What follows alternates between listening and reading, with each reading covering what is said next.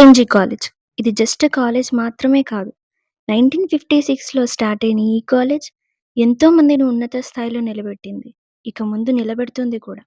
అంత పాతదైనా సరే, ఎప్పుడూ ఈ కాలేజ్ కళకళలాడుతూనే ఉంటుంది.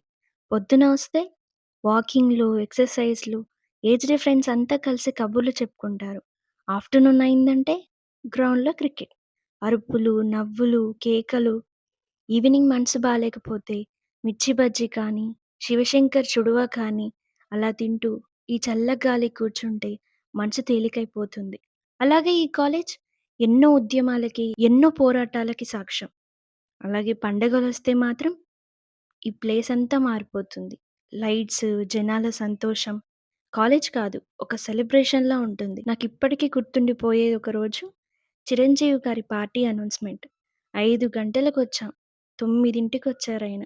ఆ రోజు నాకెప్పటికీ గుర్తుండిపోతుంది. అలాంటి డేస్ మీకేమన్నా గుర్తుంటే కామెంట్స్‌లో కామెంట్ చేయండి. ఇట్లు అమ్ము.